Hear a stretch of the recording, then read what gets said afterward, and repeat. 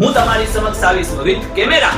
લોકો સમક્ષ આપણે જશું કે નિઝામ જેઠવા એકલો નથી કરી રહ્યો. આની પાછળ આ તમામ લોકો જે છે એ જોડાયેલા છે. એ તમામ લોકોનો સાથ સહકાર મળી રહ્યો છે. આ તમામ લોકો સાથે મળીને કાર્ય થઈ રહ્યું છે.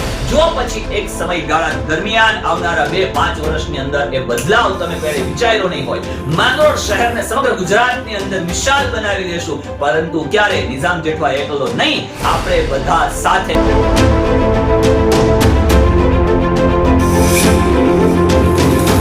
Hello guys, welcome back to my new video. મિત્રો, સ્વાગત કરું છું આજના વિડિયોમાં આપ સૌનું, અને આશા રાખું છું કે આપ આ રીતે સપોર્ટ કરતા રહેશો. હજુ જેટલી આવશ્યકતા છે એટલો સપોર્ટ મળી નથી રહ્યો. એનું મુખ્ય રીઝન એ હોઈ શકે કાં તો આપણે આવી બાબતોની અંદર રસ દાખવતા નથી, અથવા તો ક્યાંક આપણા માટે સારું થઈ રહ્યું છે તો એ બાબતને આપણે ધ્યાને લેવા માટે તૈયાર નથી. એટલે વિડિયોને સૌથી પહેલા શેર કરી દો.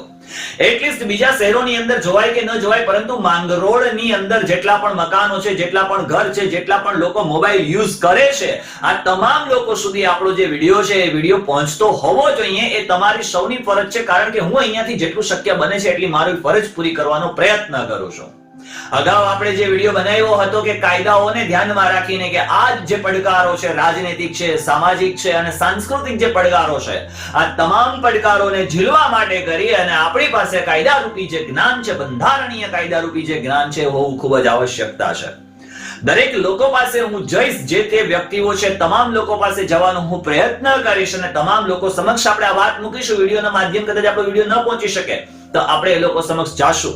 જે લોકો આપણા સાથે આ જોડાવા માંગે છે, તમે સમજી શકો છો એટલું કાર્ય સહેલું પણ નથી. ઘણા સમયથી આ બુક તૈયાર કરી રહ્યો છું. આ બુક તૈયાર કરવા માટે એ કરી અને મેં જેટલી મહેનત કરી છે મને ખુદને જ ખબર છે કે આના માટે કેટલી મહેનત લાગે છે.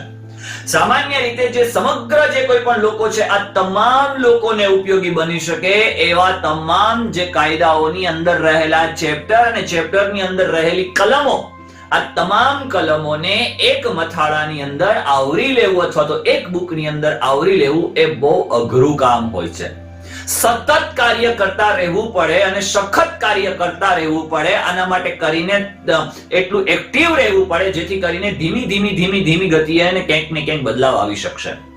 માત્ર મારા કાર્યથી જો 20% લોકોમાં પણ પરિવર્તન આવે છે તો બની શકે કે મારું જે કાર્ય છે એ ક્યાંક ને ક્યાંક લેખે લાગશે. એટલા માટે કરીને અગાઉ આપણે 2 વિડિયો ક્રિએટ કરીને મૂકેલા હતા, તમામ લોકો સુધી પહોંચવાનો પ્રયત્ન કર્યો છે, કારણ કે ડોર ટુ ડોર જવું બહુ અઘરું હોય છે, ડોર ટુ ડોર જઈને સમજાવવું બહુ અઘરું હોય છે. એટલે આપણી ચેનલના માધ્યમથી ઘરે ઘરે પહોંચવાનો પ્રયત્ન હોય છે. તમારા સૌ પાસે હું માત્ર એટલી જ આશા રાખું છું કે જેટલું શક્ય બને એટલું સાથ સહકાર ખૂબ જ જરૂરી હોય છે. સલાહો તો અઢળક આપી દેશે, સલાહો અઢળક મળી જશે, પરંતુ સાથ સહકાર હું વિડિયોના માધ્યમથી કહું છું ને, જરૂર છે ભાઈ સાથ સહકારની. આવો, હું જેઠવા નિઝામ એકલો નહીં, આપણે બધા સાથે મળીને આ કાર્ય કરીએ. મેં કીધું ને, પર્સનલ લાઈફ અને પ્રોફેશનલ લાઈફ, આ બંને લાઈફ અલગ હોય છે. હું મારી પર્સનલ લાઈફમાં જે કંઈ પણ છું, અથવા તો જે કોઈ વ્યક્તિઓ છે કામ કરી રહ્યા છે, કામ કરે છે, એ લોકોની પોતાની પર્સનલ લાઈફમાં જે કંઈ પણ હોય, પરંતુ સામાજિક જીવનની અંદર એ શું છે, સમાજ માટે કરીને કન્ટ્રીબ્યુટ કેટલું કરી શકે છે, કેટલું કરે છે, એ આપણે જોવાનું ખાસ રહ્યું. કાયદાઓને મઠાડવાની હું વાત કરું તો સૌથી પહેલા તો અહીંયા આપણે આજનો જે મુદ્દો છે એ ટોપિક હું તમને, કારણ કે આપણે જે કામ જશે સ્ટેપ બાય સ્ટેપ જશે, અને અગાઉના વિડિયોની અંદર 6 મિનિટનો મેં એક વિડિયો બનાવ્યો. વિડિયોની અંદર તમામ વસ્તુઓ જણાવવાનો મેં પ્રયત્ન કર્યો કે ભાઈ કઈ રીતે આપણે આ કાર્ય કરવાનું છે. બની શકે સમય લાગે, સમય લાગી દીધા પછીના સમયગાળા દરમિયાન જે કાર્ય થશે એ જબરજસ્ત હશે, અને એના માટે કરીને આપણે પ્રોપર સ્ટેપ બાય સ્ટેપ વેમાં કામ કરવું પડશે.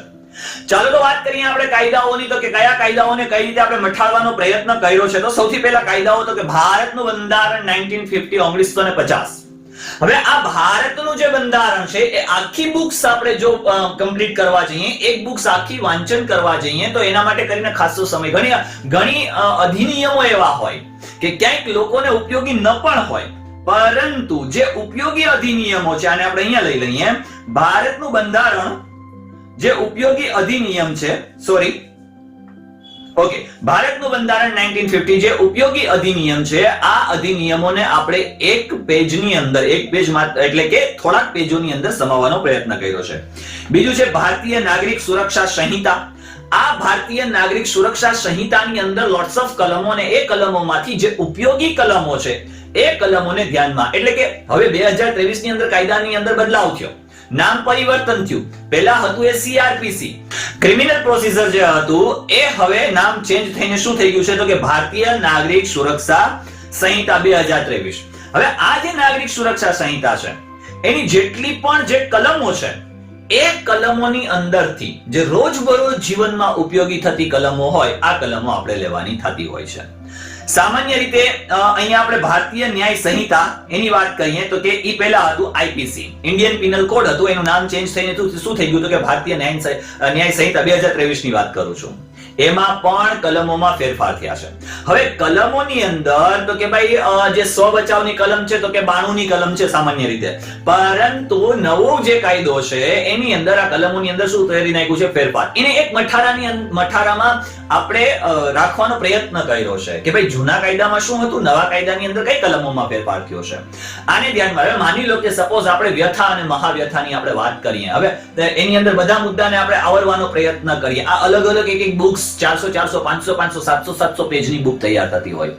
આના માટે કરીને સ્પેશિયલ જે શિક્ષણ આધારિત વાત કરું તો કે વકીલાતની શિક્ષણ છે એના ઊંડાણપૂર્વકનું જ્ઞાન હોવું જોઈએ. એમાં પણ વકીલમાં પણ અલગ અલગ પ્રકારના વકીલો હોય. કોઈ એક છે એ તમામ કાયદાઓની લડત ન આપતું હોય, સામાન્ય રીતે સિવિલ છે, જમીન લેન્ડ છે, ત્યાર પછી કોઈ પ્રકારનું એવું જે ગુનાહિત કાવતરાઓ છે આની અંદર પણ અલગ એક વકીલ હોય. અલગ અલગ વિભાગની અંદર અલગ અલગ વકીલો માત્ર આપણે અહીંયા સમજવાનો પ્રયત્ન કરીએ, નહીતર વિડિયો લાંબો બનશે. તો આની અંદર જે કે વ્યથા અને મહાવ્યથા બે વ્યક્તિ ઝઘડે છે, ઝઘડવાની અંદર હવે સામેવાળો વ્યક્તિ એમ ન જોઈએ કે મારે આને વ્યથા કરવાની છે કે મહાવ્યથા કરવાની, માત્ર થપ્પડ મારવાની છે કે ટાટીઓ ભાંગી નાખવાનો છે, આવું એ નક્કી નથી હોતું. એટલે તાત્કાલિક ત્યાં તો જુનૂન સવાર હોય છે ભાઈ, લાતું પાટું ને ધુંબા સાથે ધબધબાટી બોલાવી નાખે, પરંતુ એ લોકોને ક્યાંય ઉપયોગી બનવાનું નથી. એટલા માટે કરીને એમાંથી જે જરૂરિયાત કલમો છે એ કલમોને આપણે નીકાળવાની છે, એને ફરી પાછી મઠારવાની છે. આ તમામ કાયદાઓને આપણે પહેલા સમજી લઈએ. ભારતીય સાક્ષ્ય અધિનિયમ જે એવિડન્સ એક્ટ તરીકે ઓળખવામાં આવતું, આ સાક્ષ્ય અધિનિયમ નામ થઈ ગયું છે, પહેલા એવિડન્સ એક્ટ હતું. આની અંદરથી જરૂરિયાત, ત્યાર પછી દીવાની કાર્યરીતિ સંહિતા છે, ફેમિલી લો છે, એડવોકેટ એક્ટ 1961 છે, ભારતનો કરાર અધિનિયમ 1872 છે, ત્યાર પછી મિલકત તબદીલી અધિનિયમ છે 1882 છે. પહેલા આપણે કાયદાની માત્ર જાણકારી મેળવી લઈએ, એના નામની જોઈ લઈએ. મુદત અધિનિયમ છે 1963 છે, ધ સ્પેસિફિક રિલીફ એક્ટ છે 1963 છે, ત્યાર પછી માલ સામાન વેચાણ અધિનિયમ 1930 છે, જેની અંદરથી ઉપયોગી કલમો છે એ બધી આપણે નીકાળવાની છે. ભારતનો ભાગીદારી અધિનિયમ 1932, લવાદ અને સમાધાન અધિનિયમ 1996. એટલે કે આ જે ભારતીય ભાગીદારી અધિનિયમ છે એ ભાગીદારી એટલે કે પેઢી છે, કંપની છે, ભાગીદારો છે, આના માટે કરીને ઉપયોગમાં લેવાતું હોય છે. વાણિજ્યક અદાલત અધિનિયમ છે 2015, ત્યાર પછી ધ નેગોશિયેબલ ઇન્સ્ટ્રુમેન્ટ એક્ટ 1881, ત્યાર પછી ઇન્ફોર્મેશન ટેકનોલોજી અધિનિયમ 2000, the pre conception and prenatal diagnostic technical prohibition of sex selection act 1994, અનૈતિક વેપાર અવરોધ અધિનિયમ 1956, કિશોર ન્યાય બાળકોની સંભાળ અને રક્ષણ અધિનિયમ 2015, બાળકોને જાતીય સતામણી સેક્સ્યુઅલથી રક્ષણ આપતો કાયદો 2012, અને ત્યાર પછી જાતીય અપરાધોથી બાળકોનું રક્ષણ નિયમો 2020, probation of offenders act 1958, Gujarat prohibition act 1949, motor vehicle act 1988, પર્યાવરણનો કાયદો, ઇન્ટેલેક્ચ્યુઅલી પ્રોપર્ટી બૌદ્ધિક સંપદા અધિનિયમ, અને ત્યાર પછી ગ્રાહક સુરક્ષા અધિનિયમ. એટલી બધી બુક્સ છે. માત્ર એક બુકની આપણે વાત કરીએ તો એ 800 પેજ હોય, 400 પેજ હોય, 700 વિસ્તૃત સ્વરૂપે એનું વિસ્તૃતીકરણ આપેલું હોય. આપણે એવું વિચાર્યું છે કે આઈપીસી, સીઆરપીસી અને એવિડન્સ એટલે કે આપણને ખબર છે નામ ચેન્જ થયું, ભારતીય નાગરિક સુરક્ષા સંહિતા, ભારતીય ન્યાય સંહિતા, ભારતીય સાક્ષ્ય અધિનિયમ, ગ્રાહક સુરક્ષા અધિનિયમ. ત્યાર પછી આપણે ભારતના બંધારણમાંથી પણ અમુક મુદ્દાઓ કાઢવાના છે. ત્યાર પછી ભાગીદારી જે અધિનિયમ છે એને આપણે નહીં ધ્યાનમાં લઈએ, અને મોટર વ્હીકલ એક્ટ છે આને ધ્યાનમાં રાખીને એક બુક મઠારવાનો પ્રયત્ન કર્યો છે. ઘરે ઘરે સુધી પહોંચાડવાનો આ એક આપણો એક આગવું તમે મિશન સમજી લો, તમે અભિયાન સમજી લો, તમે પ્રોગ્રામ સમજી લો, તમે કાર્યક્રમ સમજી લો, તમે ગમે તે સમજી લો. સારો એવો મસ્ત મોટો ખર્ચ પણ આની અંદર થવાનો છે.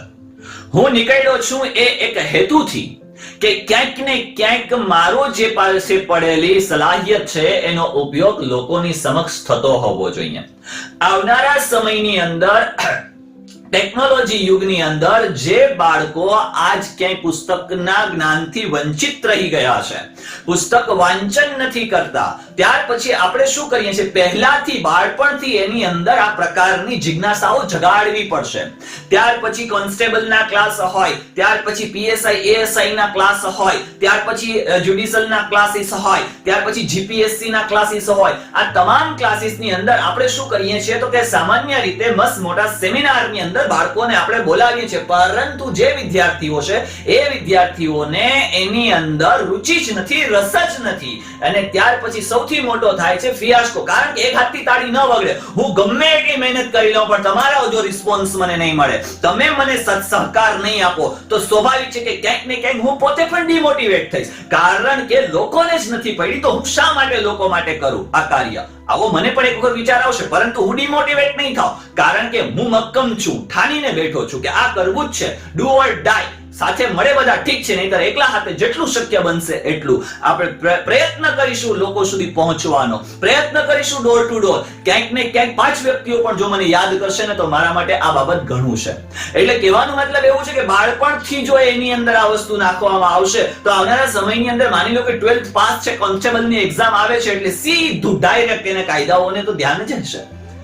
એની પાસે જે કંઈ પણ બાબતો છે આ તમામ બાબતોનું નોલેજ ભરપૂર પડેલું હશે. મેં એક પ્રોગ્રામની અંદર પણ સ્ટેજ ઉપર કીધેલું હતું કે ભાઈ અત્યારથી એની એ પ્રકારની મહેનત કરાવવામાં આવે કે આવનારા સમયની અંદર આપણા જે છોકરાઓ છે એ છોકરાઓ સારી રીતે સારી એવી પોસ્ટ ઉપર હોઈ શકે. અમે ક્યાંક એ પ્રકારની ભૂલ કરી ગયા છીએ, એ ભૂલ હવેના સમયમાં ન થાય, કારણ કે માણસ ભૂલમાંથી શીખતો હોય છે અને આપણે શીખવું જોઈએ આવી બાબતોને લઈને, જેથી કરીને એક આપણે આ અભિયાન સ્વરૂપે કાર્ય કરવાનું છે. નેક્સ્ટ વિડિયોની અંદર આપણે વકીલોની મુલાકાત કરીશું. જે વકીલ ભાઈઓ છે એને મને સારો એવો મસ્ત મજાનો રિસ્પોન્સ આપ્યો છે, મેં લોકોને ફોન કોલ્સ કર્યા છે, એ લોકોએ મને મસ્ત મજાનો રિસ્પોન્સ આપ્યો છે કે નિઝામ સર જ્યાં જરૂર પડે ત્યાં અમે તમારી સાથે છીએ, અમને યાદ કરજો, અમને કહેજો, માત્ર વાત કરજો, અમે પહોંચી જશું. એટલે એ ભાઈઓ સાથે મુલાકાત કરી, વકીલ જે સાહેબો છે એમની સાથે મુલાકાત કરીને આપણે એક આની અંદરથી કયા કયા મુદ્દાઓને આવરી શકીએ, આ મુદ્દાઓને ધ્યાનમાં રાખી અને નેક્સ્ટ વિડિયો આપણે તમારી સમક્ષ રજૂ કરીશું, સ્ટેપ બાય સ્ટેપ કામ કરીશું. અને જે લોકો પણ ખાસ કરીને સાથ સહકાર આપવા માંગે છે, મોસ્ટ વેલકમ, પધારો. હું તમારી સમક્ષ આવીશ વિથ કેમેરા. લોકો સમક્ષ આપણે જશું કે નિઝામ જેઠવા એકલો નથી કરી રહ્યો, આની પાછળ આ તમામ લોકો જે છે એ જોડાયેલા છે, એ તમામ લોકોનો સાથ સહકાર મળી રહ્યો છે, આ તમામ લોકો સાથે મળીને કાર્ય થઈ રહ્યું છે. જો પછી એક સમયગાળા દરમિયાન આવનારા 2-5 વર્ષની અંદર એ બદલાવ તમે ક્યારેય વિચાર્યો નહીં હોય, માંગરોળ શહેરને સમગ્ર ગુજરાતની અંદર મિસાલ બનાવી દેશું, પરંતુ ક્યારે નિઝામ જેઠવા એકલો નહીં, આપણે બધા સાથે. તો મળીએ છીએ નેક્સ્ટ વિડિયોની અંદર. ત્યાં સુધી ખુશ રહો, પરિવાર સાથે રહો, ખૂબ આનંદમય રહો, ખૂબ પ્રગતિ કરો. પરંતુ હા, આપણી પાસે પડેલું નોલેજ, આપણી પાસે પડેલી સલાહિયત, આપણી પાસે પડેલું જે કંઈ પણ શિક્ષણ, આ ક્યાંક ને ક્યાંક લોકો ઉપયોગી થતું હોવું જોઈએ, એવી આશા સાથે ધન્યવાદ. કમેન્ટ ચોક્કસ કરજો આપનું આ બાબતને લઈને શું કહેવાનું છે. ચેનલ પર નવા છો તો સબસ્ક્રાઇબ કરવાનું તો ભૂલતા જ નહીં, કારણ કે જ્યારે પણ અહીંયાથી અપડેટ નાખું છું એટલે નોટિફિકેશન તમને મળે અને તમે આપણી સાથે જોડાયેલા રહો. આવજો, બાય બાય.